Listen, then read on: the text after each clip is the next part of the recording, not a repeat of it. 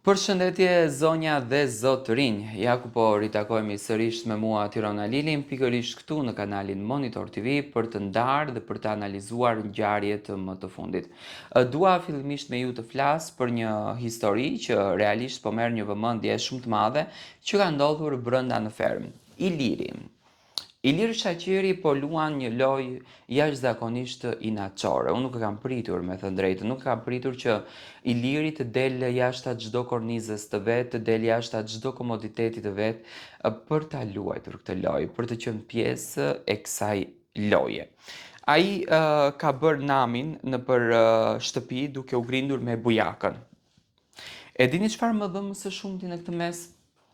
Më dhëm fakti sepse përdoret akoma fenomeni që ti je nga Kosova dhe unë jam nga Shqipëria. Tani Iliri e quajti bujakën qenë Kosove, e ofendoi masovikisht dhe shoh që në skenarin e natës së sonme kjo gjëja nuk është, do me thënë përsëri Iliri mbrohet nga ana e produksionit.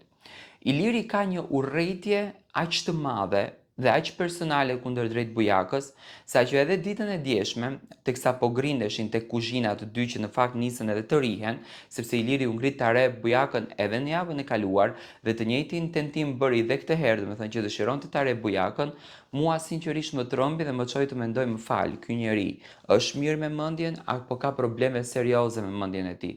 Se nuk mundet një burr i cili ka qenë pjesë e skenës gjithmonë, i cili ka qenë pjesë e artit shqiptar gjithmonë, të ketë këto, domethënë të ketë këto luftra shpirtërore që ka Iliri që realisht në fund të ditës, domethënë të çojnë të mendosh vallë ku është shoqëria jonë, domethënë vallë ku shkon shoqëria jonë, vallë ç'po ndodh me shoqërinë tonë, e frikshme domethënë si gjë.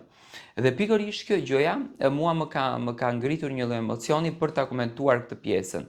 E shoh bujakën shumë të përmbajtur sepse janë ngritur të gjithë kundërdrejt tij për ta nxjerrur, nga që tregohet shumë djalë i fortë, por nuk e kisha pritur nga Iliri që domethënë të vë patriotizmin, të ofendoj të gjithë shqiptarët e Kosovës për një zëng që e kam bujakën sepse Iliri pas ka diçka personale me Kosovën.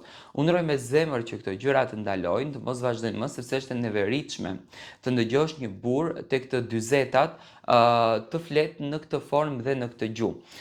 Bujakën e shoh të përmbajtur, por e shoh të guximshëm, do të thonë nuk toleron në asnjë mënyrë askënd ta prekë në pikën e dobët, sepse unë këto i quaj pika të dobta, dhe shoh në anën tjetër një Ilir i cili është i trembur dhe është në gjendje që të bëjë gjithçka vetëm për ta fituar këtë, do të thënë për ta fituar këtë fermë. Dhe mua kjo, në të vërtetë, sinqerisht po e them, mua kjo më dhëmb. Dua të marr mendimin tuaj për këtë situatë.